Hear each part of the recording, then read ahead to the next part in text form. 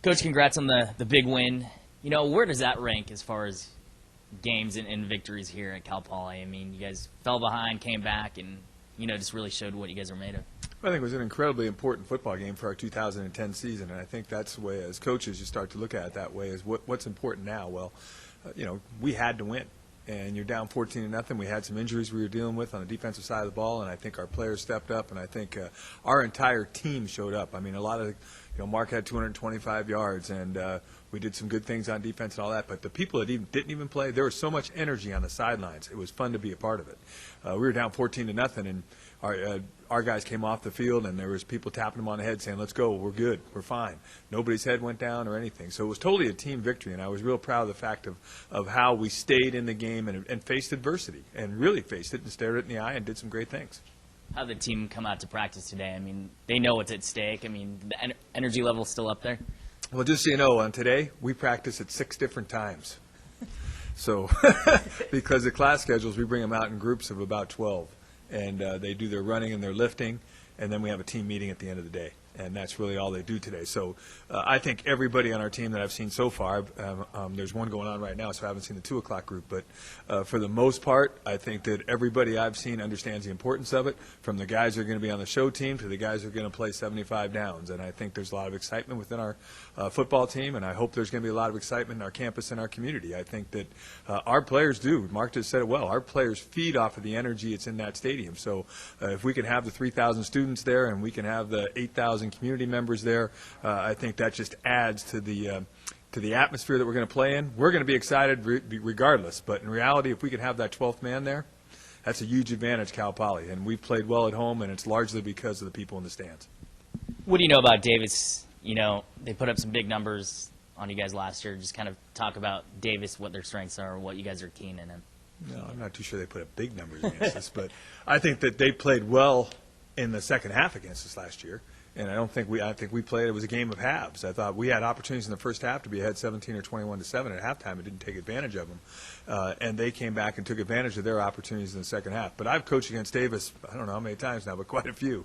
And I have a tremendous amount of respect for their program and the tradition that they have. Bob Biggs does a tremendous job. I know they'll be well prepared and well coached. And as a football team and a football program, that's what you want. We're playing for something that's important. This is a playoff game against a football team that's beat a 1A team already in San Jose State, and probably like South Dakota last week is a woulda, shoulda, coulda team. I mean, they could easily be a lot better than they are. And people are looking at Southern Utah's score. We'll watch the film.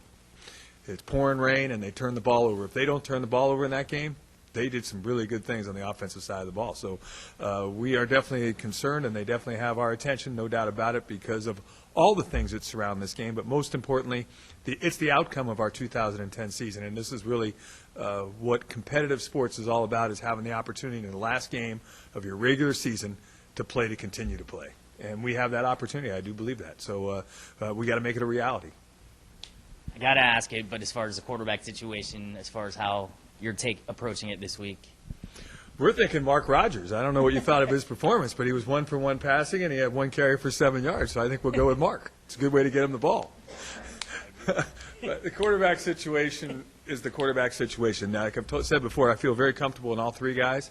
Tony Smith has won a lot of football games for us this year and has played extremely well. Andre Broaddus showed the flashes of the brilliance that we think he has. We think Andre is going to be healthy. We think Tony's going to be healthy, and it's Tony's senior season, and we understand that. But the bottom line thing is we're going to do whatever we think it takes to beat UC Davis as a football team. And I think all our guys are all in. So whatever we decide at the end of the week, that'll be the decision. And we're going to go with that, and we're going to go to win a football game. Your thoughts on how Langford made his first field goal, everything like that? Were you pleased with what he put up? Well, I mean, he's a talented guy.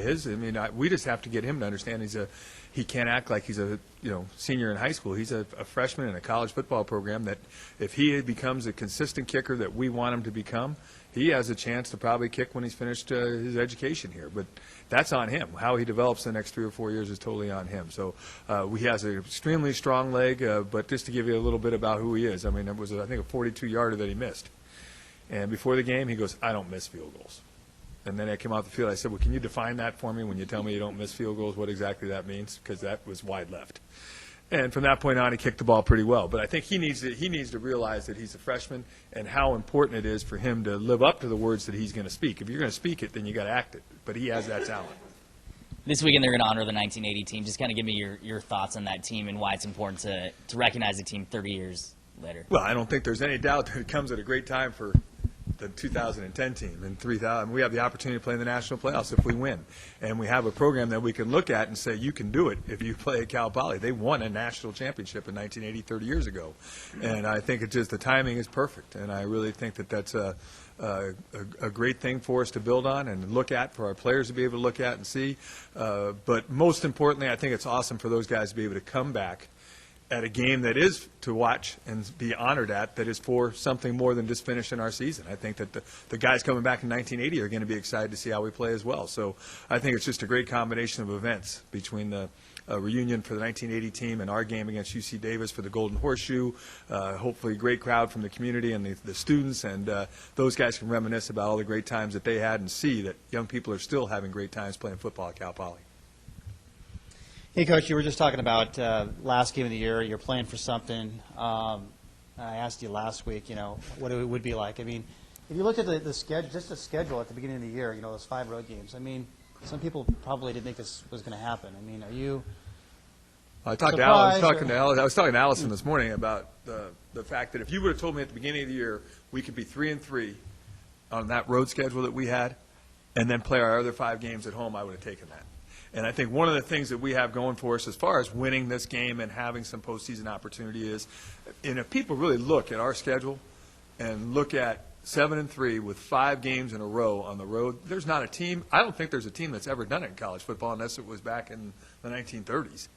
I think it's a credible compliment to our players, understanding what they go through on a daily basis here academically, and then add the stress of the travel that we went through for 5 weeks to playing college football at the level we play it at week in and week out. I think it's a tremendous compliment to the type of young people we have in our program that have been able to overcome and put us in a position where we should have an opportunity to continue to play if we win. But it's still going to come down to the reality of playing one game, one time against a quality opponent and winning. You talk about the travel.